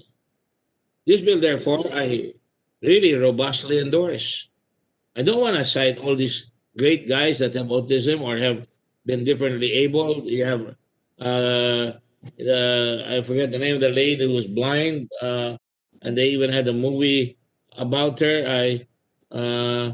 I'm becoming, as I go in age, I become differently able. I suppose my memory slips. His names don't come as easily as they used to. Perhaps Senator Angara can help me with that. But Helen nonetheless, Helen Keller, yeah. Helen Keller, that's correct. That's the one. I knew you knew it. So you see, if we really concentrate on this bill, not just by passing it and then it's tapos na. It's never finished, Mr. President. And so I cannot say consummatum est when we pass this bill. In other words, we're just beginning. It's really a bill ab initio. We're just beginning. And the journey will go on. And we cannot afford to leave anybody behind because everybody or anybody that we leave behind diminishes us, defines our character, defines who we are. So again, Mr. President, I would be most privileged if I would be welcomed by Senator Gatchalian, my seatmate, as a co-author, but not for the sake of saying I did this bill or we did this bill or we co-sponsored this bill, but because it is important. It's a value. It's something that we must embrace. It's something that we must face. It is something that we must undertake and prepare for the long journey ahead. We have many crises in this country. Poverty, now really grinding poverty because of all this COVID, all these challenges of houses demolished, little properties, little comfort, creature comforts like blankets lost in floods, Mr. President. Dadagdag natin ito. So kailangan talaga, I don't want to say this again because this is the usual suspect, mabawasan ng korupsyon at ilagay natin ang pera sa tamang priority, Mr. President. Mr. President, thank you very much for the privilege. Thank you. Mr. President. Senator Ontiveros is recognized. Thank you, Mr. President, and with the indulgence of the good majority leader as well. As the chairperson of the Senate Committee on Women and Children, I'm very happy to associate myself with this measure. Vulnerabilities in our society are not just complex and deeply rooted, they're also interrelated. Poverty is a problem on its own. Poverty with disability brings its own unique challenges. Kung mayaman o middle class, marami ng tools para ang disability ay matugunan natin. But to the poor, as Senator Dick also just said, to the poor, disability becomes a rock-hard barrier. And today, we chip away at that barrier, even a little. Kaya po sa sponsor at lahat po ng mga co-authors, mabuhay po kayo. Salamat, Mr. President. Majority Leader. Thank you, Mr. President. And if I may, Mr. President, sponsor a very short one-page speech on the same measure. Mr. President, all Filipinos have the right to accessible and quality education. What that means for Filipinos with special needs is an inclusive system of education that accounts for their particular needs and circumstances. In this regards, I'm happy to co-sponsor Senate Bill number 1907 for instituting services and programs for learners with disabilities in support of Inclusive Education Act. I thank Senator Sherwin Gatchalian, our dear sponsor, for taking the cudgels for learners with disabilities in sponsoring immediately this measure. A study by the Development Academy of the Philippines reveals the lack of inclusive service framework or a strong referral system that integrates the different social services for some 26.5% of impoverished Filipino children with disabilities. That means there are tens of thousands of children with special needs below the poverty line who are falling through the cracks and not being served by our education system. What we need and what we hope to provide through this bill is the establishment of inclusive learning resource centers of learners with disabilities in all cities and municipalities. These centers will have a child find system to locate children with disabilities who are not receiving education. The idea is to make special education truly accessible. So many families in poverty have a hard enough time sending children to regular schools. What more special education schools with all the extra effort and resources needed? With this measure, we are not simply establishing inclusive learning centers, we are actively going to seek out these children and their families. And we are going to bring inclusive education services straight to them. That is our dream, Mr. President, and I hope the dream will come true. To this end, I reiterate my full support for this measure and enjoin all our colleagues to do the same. Mr. Thank you very President, much, Mr. Majority Leader. May we recognize Senator Sani Angara. Senator Sani Angara is recognized. Thank you, Mr. President. Thank you, Majority Leader. Mr. President, I was not planning to seek the floor, but I just wanted to seize the moment since I was deeply moved by the remarks of our colleagues, especially Senator Pia and Senator Dick, because of their personal experiences. I just want to share that one of the great shortages in our health system is the lack of development pediatricians, Mr. President. If a parent wanted to bring their child who is on the spectrum of autism, they would have to wait many months, Your Honor, before getting an appointment with a development pediatrician. That's the first one. And I'm hoping maybe our Committee on Health or our Committee on Women and Children could look into that, since we passed a very an excellent bill led by you and Senator Joel, Mr. President, on the medical scholarships. Perhaps it could dovetail with that very worthy bill sponsored by you and our colleagues, Senator Joel and Senator Sherwin. I thank him. I support him in this. But again, tama po si Senator Dick. We must look at it as a system. It's not just the schools, but also the health system that we must look at. And sabi rin ni Senator P, I remember in the debates on the medical scholarships, it's not just the doctors, but also the technicians, the med techs, and the nurses. And they're all absolutely right, Mr. President. So pero yung development pediatrician is a great need, Your Honor, in our system, since sila po yung talagang, as you know, autism is a spectrum. And for those on one end of the spectrum, they can really move them along that spectrum. And talagang tama po yung sinabi rin ni Senator Dick na umaalis po ang mga pamilya sapagkat kulang po yung available na services dito. I had 2 batchmates who left because of not being able. And ito po yung may kaya, Mr. President, yun ang nakakalungkot dito. May kaya na po sila pero hindi po nila mabibigyan po ng oportunidad ng kanilang mga anak. So one went to Hong Kong, one went to Canada, Mr. President. So I just wanted to seize this moment and thank our colleagues for coming together. I think this is one of those issues where the chamber can really make a difference and can really come together. Salamat po, Mr. President. Majority Leader. Thank you, Mr. President. Mr. President, to allow our colleagues to study the measure further, I move that we suspend consideration of Senate Bill number 1907. Any objection? Hearing none, consideration is suspended. Thank you very much, Mr. President.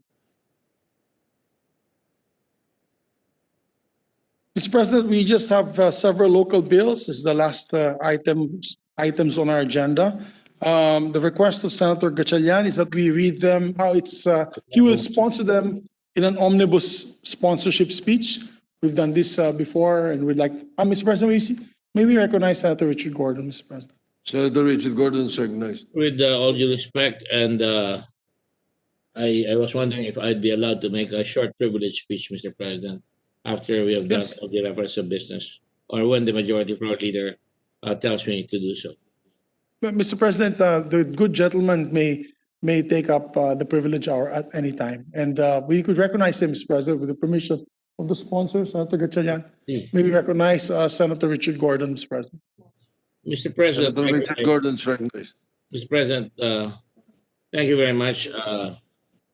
Again, Mr. President, I rise rather with a broken heart principally because this morning a young lawyer came from Office of the Solicitor General, who is the sister of the governor of Misamis, the brother of the governor of Misamis Oriental, and not because for those reasons. But the young lawyer who served his country as OSG, one of the bright lights, and then decided to practice law in Cebu, Mr. President, was shot by several people at the entrance to his law office, Mr. President. His name is Joey Wee, Mr. President. I'm sure Senator Subiri and our friends from the South, they know Joey Wee. He's a lawyer par excellence. And Mr. President, he's homegrown. He studied at the University of San Carlos and then went to San Beda, where he excelled. And as I said, he practiced in Cebu. And the reason why I stand up, again, as usual, you know me, I always stand up when killings like this, so flagrantly done, killers so unafraid that they know that they will get away, Mr. President. Manhid na. Wala nang pakialam na mahuhuli sila. Sapagkat wala naman talaga nahuhuli, bihirang-bihira. At wala tayong nakikita na talagang napoprosecute at nakukulong, bihirang-bihira. Or maybe mali ako, hindi lang natin nababasa dahil nakatago at hindi natin nakikita. Pero hindi ba kailangan ng ating bayan makita na nakabawi ang katarungan? Kung mahuhuli ng mga kapulisan, ng mga NBI, ng mga taong kinaukulan, yung mga taong ganyan na bumabaril. Alam po ba ninyo, Mr. President, hinabol pa yung asawa eh. Mag-asawa sila na andun sa papasok sa law office. Mabuti na lang nakatakbo po yung asawa. Kundi tepok rin po. Dinala yung si Joey, dinala siya dun sa hospital, buhay pa. Pinaghirapan, pinagsikapan, pero pinag-check ko nga, baka ako kakailanganin ng dugo.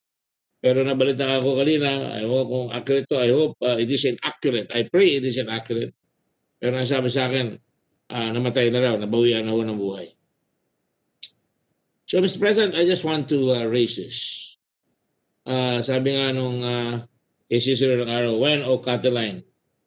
When o Cataline? Kailan tayo ikilos, Mr. President? Or even Patrick Henry, if I may quote him, when shall we be stronger? Will it be the next week or the next year? Ganun rin sa atin in all facets, Mr. President. We work very hard in the Senate. All facets, we cover those who are excluded. We cover those who are hurt in disasters. But I'm sure Joey, we as a family will be grieving today. Like I grieved almost in 1967. My sister grieved in 1967.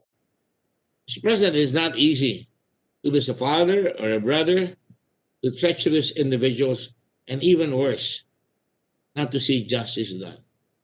And so it's my hope, Mr. President, that the chief of police, the new one, who apparently is after, I'm not being sarcastic, whose priorities are sometimes mixed up or could be mixed up. And I hope I'm not being unfair. Even Catriona Gray was called Red when she was really Red Cross. Or for that matter, yung artista, si natumutulong, Angel Locsin, Mr. President. A Red Angel, if you will, because she always helps in all disasters. Di ba pwedeng mag-concentrate muna tayo na to prevent crime? To look at all these people that could be, I'm sure there are syndicates operating out there, Mr. President. Priests have been killed. Judges have been killed. Just this year, Mr. President, if I'm not mistaken, 11 people have been killed, judges and lawyers alike, Mr. President. When is this going to stop? And we must now start to begin to say, we'll not take it anymore, Mr. President. And we should ask them to explain why no one is safe, even when he's practicing the law. How will anybody now who's fighting big, corrupt, or big gangsters have the courage if their own lawyers are assassinated, Mr. President. Simple na lang natin yan. Matatakot ang tao sapagkat hindi na makakalaban dahil nakikita nila pati yung abogado, pati mga wes, pati mga piskal, pati karaniwang tao, pati babae pinapatay, Mr. President. So it goes into our character as a nation. It goes into our soul, Mr. President. And I just want to commiserate with the family, Mr. President. You know, a justice of the Supreme Court called me about this, and I was shocked. A justice of the Supreme Court called me because she was with this man, Joey Wee, when they were both working at the OSG. She was in tears. What a pity, what a waste. And what a victory again for evil in this country. Thank you, Mr. President, and I hope that we can help do something about it. Majority Leader. Mr. President, I move that we refer the speech of the distinguished gentleman from Zambales to the Committee on Public Order and Security, Mr. President, so that they can follow up the killing, the investigations of the killing that happened today with Attorney Wee. I so move. Any objection? Hearing none, motion is approved. Thank you, Mr. President. Mr. President, I move with the permission of the body.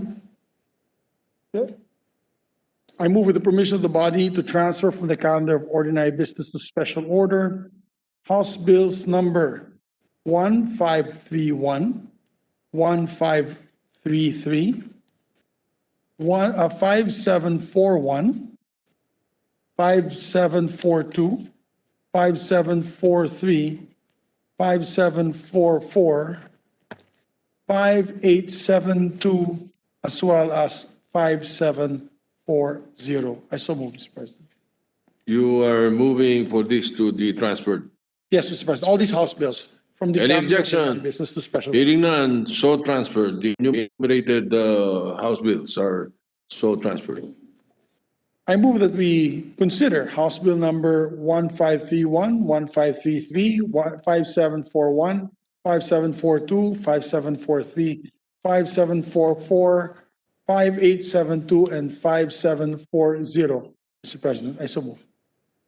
Any objection? Hearing none, the 8 enumerated House bills are hereby considered. May we request the Secretary to read the title of the measures? Secretary will read the short titles of the measures. House Bill number 1531, an act changing the name of Pag-asa National High School in Barangay Rawi, City of Legazpi, Province of Albay to Legazpi City National High School.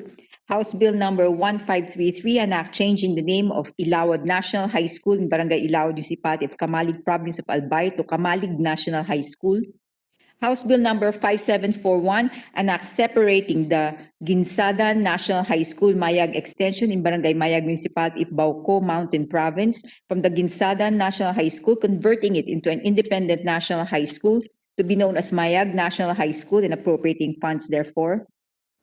House Bill number 5742, an act separating the Lubon National High School Mabalite Extension in Barangay Mabalite, Municipality of Tadian, Mountain Province from the Lubon National High School, converting it into an independent national high school to be known as Mabalite National High School and appropriating funds therefore. House Bill number 5743, an act separating the Dalanao Elementary School, the Bura Dalanao Extension in Barangay Bakarin, Municipality of Paracelis, Mountain Province from the Dalanao Elementary School, converting it into an independent elementary school to be known as Welly McClinic Elementary School and appropriating funds therefore. House Bill number 5744, an act establishing a separate schools division office in the city of Canlaon, Province of Negros Oriental, amending for the purpose Section 86 of Republic Act number 344 entitled An Act Creating the City of Canlaon. House Bill number 5872, an act separating the Ginaang National High School, Mainit Extension in Barangay Mainit, Municipality of Bontoc, Mountain Province, from the Ginaang National High School, converting it into an independent national high school to be known as Mainit National High School and appropriating funds therefore. House Bill number 5740, an act separating the Tabuk City National High School Bantay Extension in Barangay Bantay, Tabuk City, Province of Kalinga from the Tabuk City National High School, converting it into an independent national high school to be known as Bantay National High School and appropriating funds therefore. Majority Leader. Thank you very much, Mr. President. Mr. President, may we recognize the sponsor of the said measures, no other than the chairman of the Committee on Basic Education, Senator Sherwin T. Gatchalian, Mr. President. Chairman of the Committee on Basic Education, Senator Sherwin Gatchalian is recognized to sponsor the measures. Thank you, Mr. President. Mr. President, it's my pleasure to make an omnibus sponsorship of all those bills measured. Mr. President, distinguished colleagues, good afternoon. Today, I'm honored to sponsor 8 local bills transmitted by our colleagues from the House of Representatives, which aim to address the needs of basic education sector in the countryside. 5 of the bills aim to convert extension schools into independent schools, 4 in the Mountain Province and 1 in Kalinga. These are House Bills number 5740, 5741, 5742, 5743, and 5872, respectively. Another measure, House Bill number 5744, seeks to create a division's office in the city of Canlaon, Negros Oriental. And 2 bills, House Bill number 1531, 1533, seeks to rename national high schools in the province of Albay. Allow me to briefly go over these measures. The bills proposing to convert extension campuses into independent schools include the Tabuk National High School in Barangay Bantay, province of Kalinga, and 4 extension campuses in the Mountain Province, namely Gizadan National High School, Mayag Extension, in the municipality of Bauku, the Lubon National High School, Mabalite Extension, in the municipality of Tadian, the Danao Elementary School, Dabrurab Dalanao Extension, in the municipality of Paracelis, and the Ginahang National High School in the municipality of Bontok. The public hearing on these proposed measures, it was revealed that some learners in the Mountain Province have to travel long distances, climbing mountains and even crossing rivers and creeks just to be able to attend classes. In fact, prior to the establishment of these extension schools, some learners had to travel a distance of at least 2 kilometers and some others by up to 18 kilometers. The case of Tabuk National High School in Kalinga, on the other hand, poses difficulties brought about by the limited access of transportation. Since rides to Barangay Bantay are both costly and not always available, commuting daily is hardly possible for most learners. This situation has also compelled the families of some learners to rent boarding houses, which add to their financial burden. These extension schools were established in the past to address the distance constraints that learners had to endure to attend formal school. Over time, these schools eventually grew to cater more learners from different grade levels. And to address the increasing needs of these extension campuses, the mother schools deployed some of their teachers, thereby decreasing the mother school's own teaching force.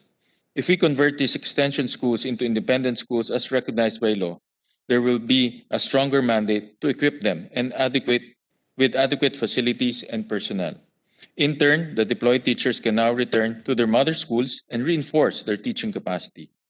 Further, the Department of Education's central office confirmed that these extension schools are compliant with the requirements set by DepEd Order number 40, series of 2014, which sets the documentary requirements for applicant schools. Once these 5 extension schools are converted into independent schools, they will be named respectively as Mayag National High School, Balite National High School, Willie Maclinic Elementary School, Mainit National High School, and Bantay National High School.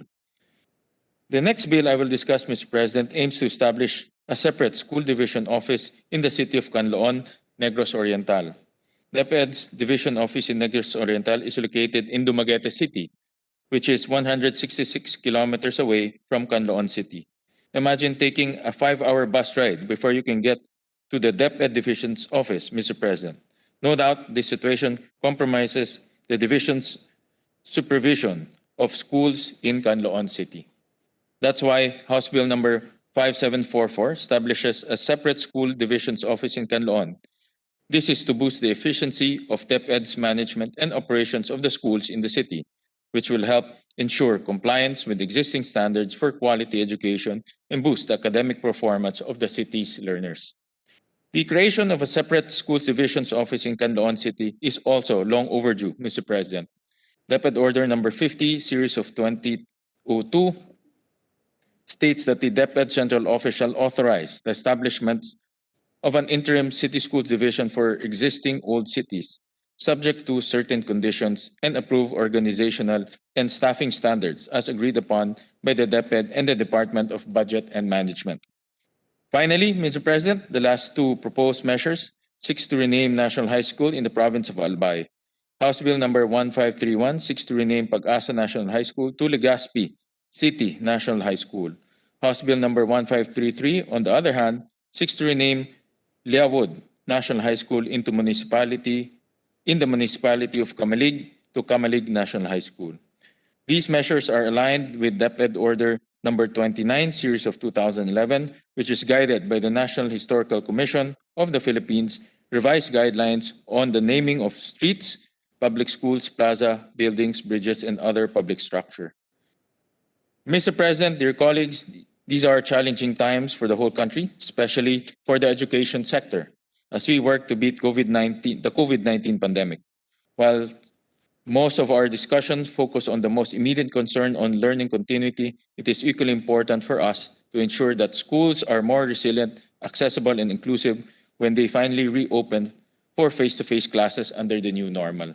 Naniniwala akong makatutulong ang mga panukalang ito na maitaguyod ang new normal para sa libo-libong mga mag-aaral sa ngayon at sa hinaharap, kabilang ang kanilang mga guro mula sa Kalinga, Mountain Province, Albay, at Negros Oriental.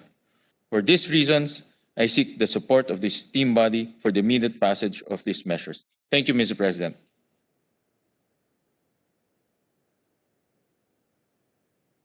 Thank you very much, Mr. President. Mr. President, to allow our colleagues to study these measures further and move to suspend consideration of the same.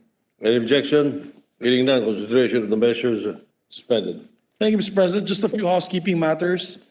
My attention was called, Mr. President, that Senator Pia Cayetano, that her vote on SB number 1373, or prohibiting child marriage, on November 9, 2020. She voted favorably on the measure but was not reflected on the journal. So I move that the necessary corrections be reflected on the journal, Mr. President. Okay. Any objection? Hearing none, motion is approved. Thank you, Mr. President. And as well, I move that we transfer from the Committee on Rules to the Committee on Finance as the primary committee and to the Special Committee on Marawi Rehabilitation as secondary committee, Senate Bill number 1395. This is the bill on Marawi Siege Victims Compensation Act. I so move, Mr. President. Any objection? Hearing none, motion is approved. Thank you, Mr. President. And Senator Tol Tolentino requested, Mr. President, that he be made co-sponsor of House Bill number 1533. That's the changing the name of the Ilawood National High School to Camalig National High School, and HB number 1531, changing the name of Pag-asa to Legazpi City National High School. I so move, Mr. President. Any objection? Hearing none, motion is approved. Thank you, Mr. President. I move for the additional reference of business. Yes, there is additional reference to business. The Secretary will proceed. Okay. Additional reference of business, message from the House of Representatives. Letter from the House of Representatives informing the Senate that on 16 November 2020, it adopted Senate number 1216 as amendment to House number 4851 entitled An Act Declaring May 18 of every year as National Higher Education Day. To the archives. Bills on first reading, Senate number 1925, an act extending the availability of the 2020 appropriations to December 31, 2021, amending for the purpose Section 60 of the General Provisions of Republic Act number 11465, the General Appropriations Act of Fiscal Year 2020, introduced by Senator Recto. To the Committee on Rules. Senate Number 1926, an act instituting detention facilities and prisons reforms to uphold and protect the right of life and human dignity of mothers deprived of liberty and their children, providing for the minimum standards that must be observed in their treatment, providing funds therefore and for other purposes, introduced by Senator De Lima. To the Committees on Justice and Women. Resolutions, PS Resolution Number 578, resolution directing the appropriate Senate committee to conduct an inquiry in aid of legislation on the reported deficiencies flagged by the Commission on Audit COA and the requirements required to obtain the consent of indigenous peoples and other irregularities in the implementation of the Kaliwad Dam project, introduced by Senator De Lima. To the Committees on Accountability of Public Officers and Public Works. PS Resolution Number 579, resolution directing the appropriate Senate committee to conduct an inquiry in aid of legislation to determine the underlying causes for the recent record-high flooding in Cagayan and other areas in Luzon in the aftermath of Typhoon Ulysses, with the end in view of identifying and improving any gaps in the government's disaster preparedness and risk response, introduced by Senator De Lima. To the Committees on Public Works and Environment.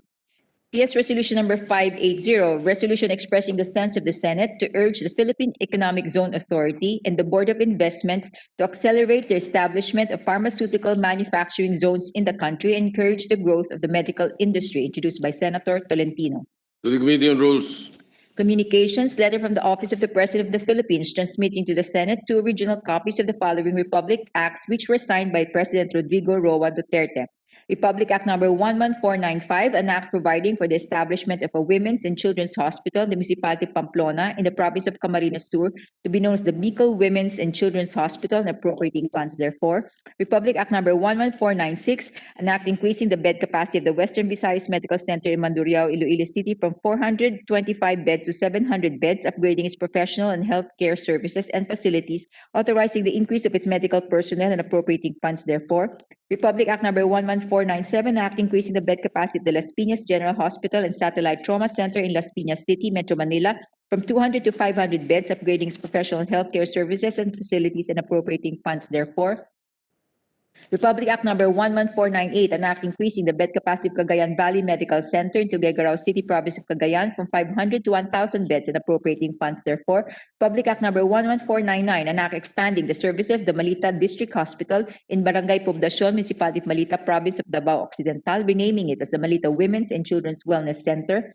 Public Act Number 11500, an act upgrading the Siargao District Hospital, the Municipality of Dapa, Province of Siargao del Norte, into Level 2 General Hospital to be known as the Siargao Island Medical Center, increasing its bed capacity, upgrading its professional healthcare services and facilities, authorizing the increase of its medical personnel and appropriating funds therefore. And Republic Act Number 11501, an act increasing the bed capacity of the Carino Memorial Medical Center in Quezon City, Metro Manila, from 500 beds to 1,000 beds, upgrading its professional health care services and facilities, authorizing the increase of its medical personnel complement and appropriating funds therefore. To the Archives. Letter from the Executive Secretary of the Office of the President, respectfully transmitting to the Senate the second report of the President to the Joint Congressional Oversight Committee and the Commission on Audit pursuant to Section 14 of Republic Act Number 11494, otherwise known as the Bayanihan to Recover as One Act. To the Committee on Finance. Letters from the Bangko Sentral ng Pilipinas transmitting to the Senate copies of the following certified and authenticated BSP issuances in compliance with Section 15A of Republic Act Number 7653, the New Central Bank Act. Memorandum numbers M 2020-076, 77, 78, 79, 81, 82, dated 29, 28, 30 September 1 to 27 October 2020. Circular numbers 1096, 1099, 1100, 1101, 1102 with annexes dated 16 September 6, 8, 19 October 2020, and circular letter number CL 2020-043, 45, 46, 47, 48, 49, 52, 53, 51, 50 dated 10, 29 September 1, 2, 28, 26, 27 October 2020. To the Committee on Banks. There is a second additional reference of business. Second additional reference of business, committee report number 144, prepared and submitted jointly by the Committees on Agriculture, Food and Agrarian Reform, Finance, and Ways and Means on Senate number 1927, with Senator Villar as author thereof, entitled An Act Authorizing the Department of Agriculture to use the annual tariff revenues in excess of 10 billion on the Republic Act 11203, or an act liberalizing the importation, exportation, and trading of rice, lifting for the purpose the the quantitative import restriction on rice and for other purposes for direct cash assistance to farmers owning 1 hectare or less of rice land until 2024, recommending its approval in substitution of Senate Joint Resolution number 12, sponsor Senator Villar. To the calendar for, sorry, it is to, yes, to the calendar for ordinary business. Majority Leader. Thank you very much, Mr. President. With that, we end our topics for the day, Mr. President, our session for the day. I move that we adjourn until 3 o'clock in the afternoon of Tuesday, November 24, 2020. I so move, Mr. President. Any objection? Chair hears none. Session is adjourned until 3 o'clock in the afternoon of November 24, 2020. Thank you. Thank you very much. Good day, everybody.